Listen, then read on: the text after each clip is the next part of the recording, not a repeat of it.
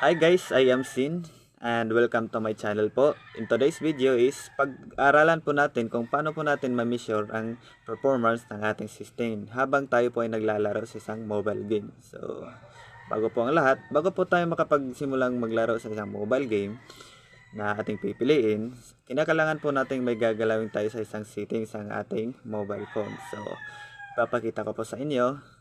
So, bago po tayo makapagsimula maglaro ng ating lalaroin na game, so, kinakailangan po natin na, lagi po natin iisipin na kapag naglalaro tayo ng game, kinakailangan din natin ng mas mataas na FPS. So, ngayon, papakita ko sa inyo kung anong mga ginagawa para magkaroon ng mas mataas na FPS dagdag para sa ating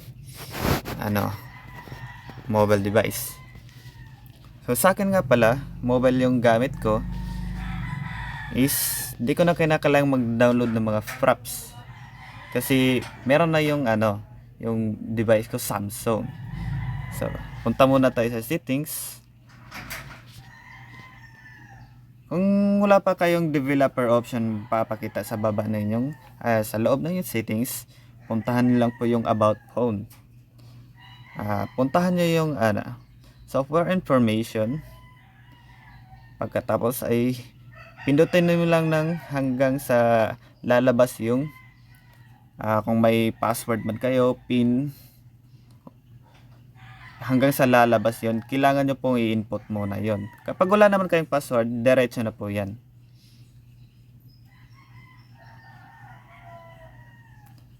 Yan po.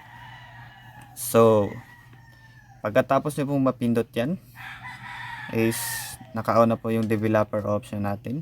Balik lang po tayo sa baba po ng about phone, magpapakita po yung developer option, tapos pindutin nyo lang po. So pagkatapos naman po, hahanapin nyo lang po yung hanapin nyo po sa baba yung ito, Force 4X MSAA. So kailangan po natin i-on yan. Tsaka background process limit po, kinakailangan din po yon para nalilimit lang po yung mga background application na nagra-run po, para iwas na rin, para hindi dagdag na, para hindi masyadong malaki kain sa RAM natin. So i-limit lang po natin siya sa isa, parang nakapokus lang po sa game na lalaroin natin. So ayan po, pwede na po tayo maglaro.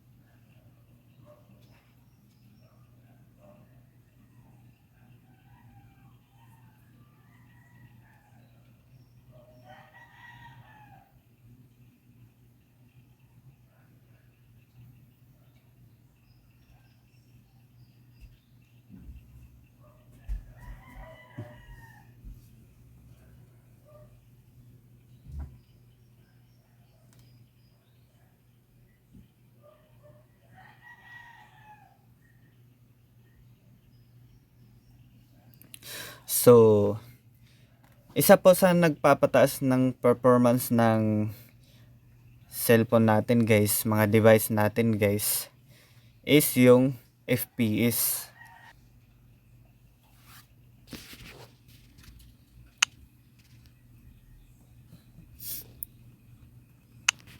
Oh, ayan guys, andito na tayo sa laro natin.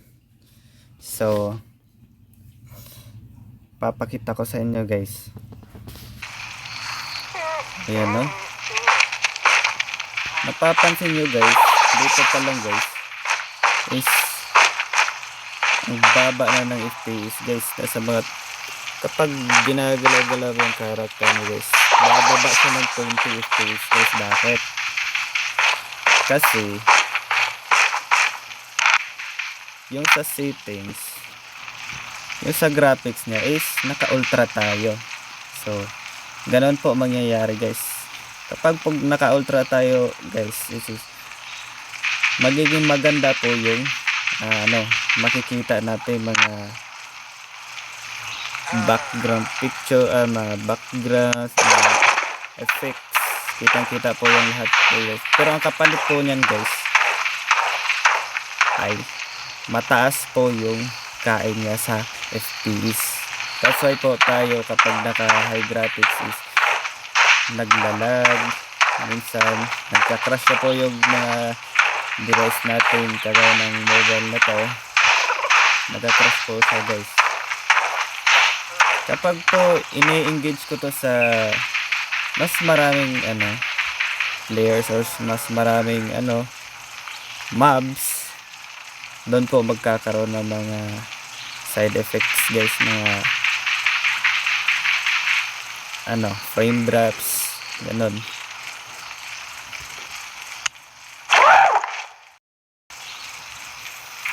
So ayun guys, so papakita ko sa inyo anong ginawa ko sa settings. So pagdating dito sa general guys, of course yung sa general settings pa lang, camera shake na siya, nakabukas na po yung camera shake, which is para makita po talaga natin na parang parang mas realistic, ganun. Escape intro video is, yung escape intro video guys is kapag po pagpasok nyo po lang sa mismong game na nilalaro nyo, may lalabas po siyang animation, yung video. Vanity, nakabukas lahat.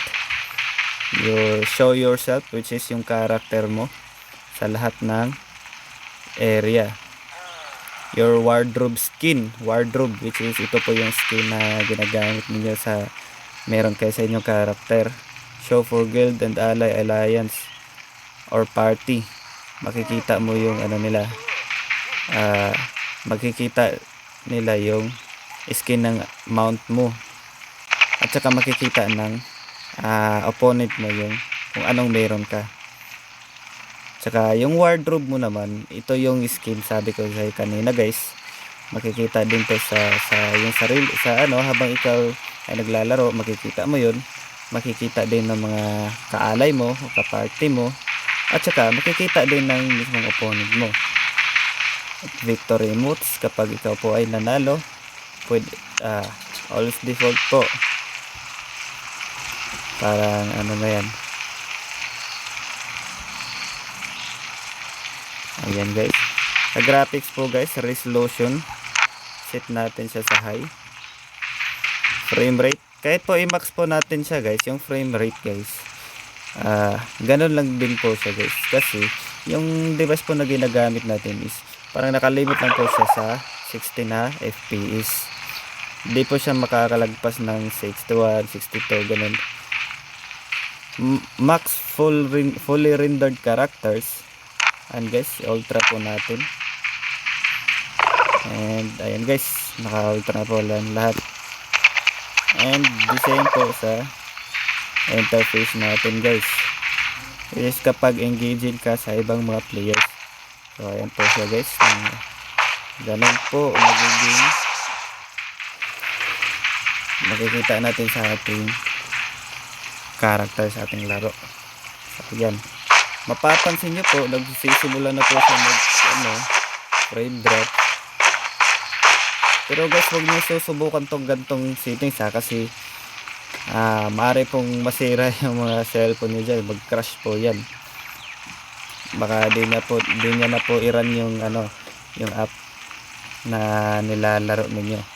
So ang gagawin po natin, suggest ko lang sa inyo guys, kung mas mataas man ang spec na inyong mga device, pwede nung gamitin to.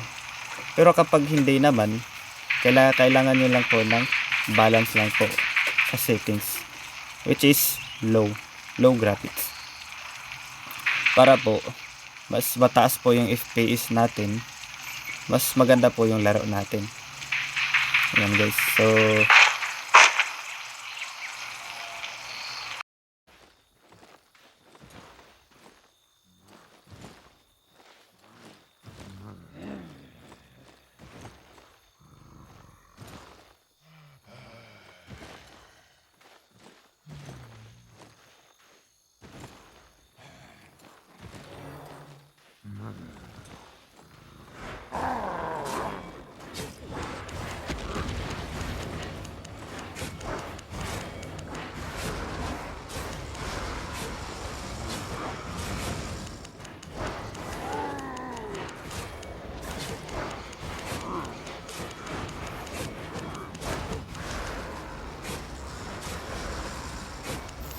So ayan guys, nakikita nyo guys, nagsisimula na po siyang magpe-frame drop. Medyo nakikita po natin yung FPS, ang baba na po, minsan magiging 14 po siya.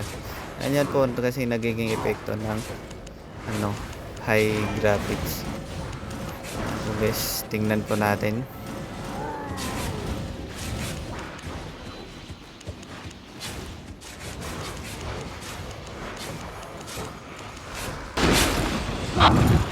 Papansin po natin, hindi na po naging maayos yung galaw ng character natin, yung cellphone po natin, hindi na po naging smooth. Ayan.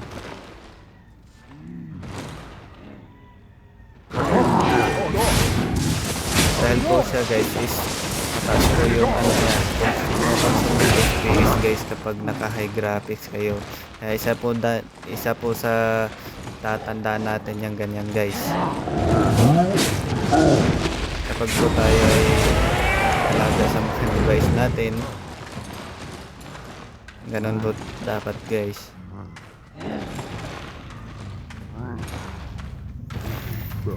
At mas lalo na guys kapag mas marami ka ng mga entities na engaging ka guys, mangyayari po guys, masyado pong mababa po yung FPS,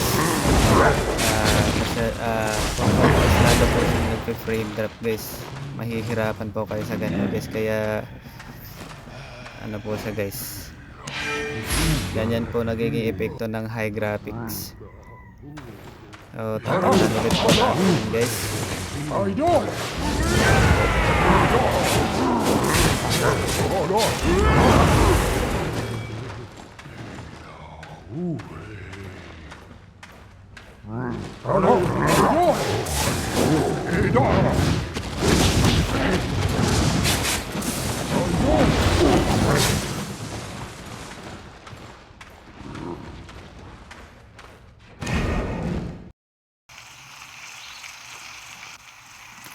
So ngayon, kuya, paano po ba papataasin ng FPS kahit pangit na po yung graphics kuya? So ang gagawin po natin yan is babaan lang po natin yung sa settings natin. Dito, tingnan po natin. Dito sa interface naman guys is kapag engaging ka sa ibang mga players o sa mga mga mobs sa gilid-gilid kapag ikaw ay naglalaro. Kapag sa players naman guys, yung mga name tags nila guys, pwede mo nang off yung pangalan mo sa iyo kasi alam mo naman yung pangalan mo turn off lang natin. Tsaka yung guild name po, lagi po siyang nakaka-display.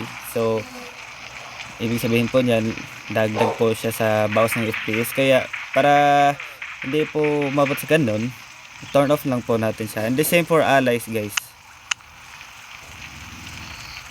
Sa enemy naman guys, dito sa all other players, pwede siyang enemy, pwede siyang naka-peace po lang. So ganoon guys, kailangan lang po natin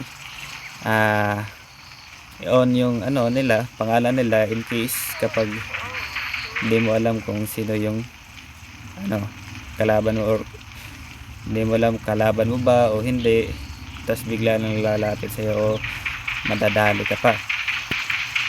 Sa graphics naman guys, ayan, set po natin siya sa low. Ayan. Bakit po yung show effects is naka-on pa rin? Bakit?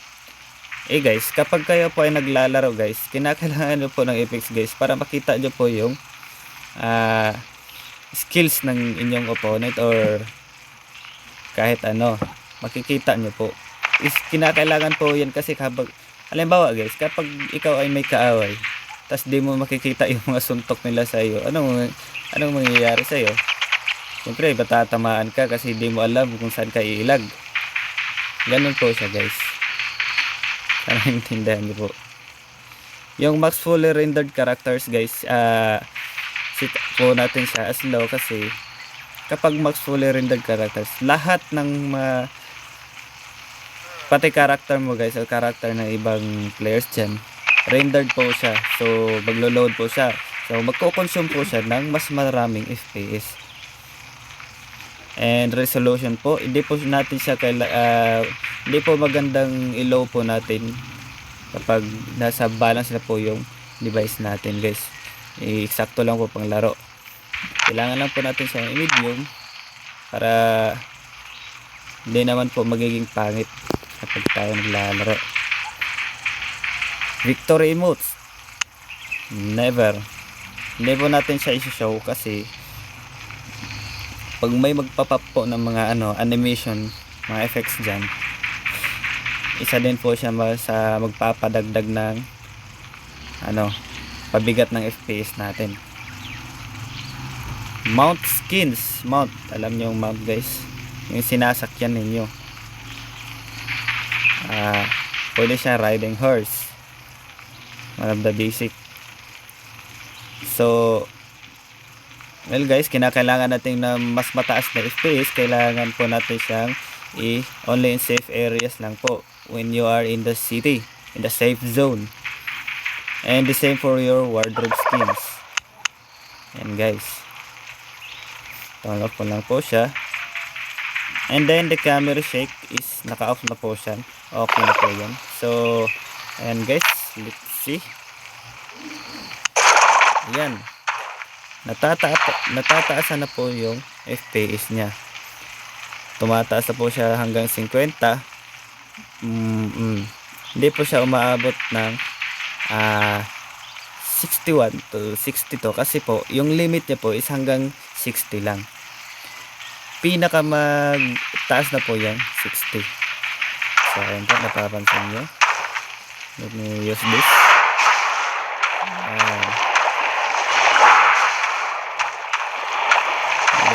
Maganda na po siya.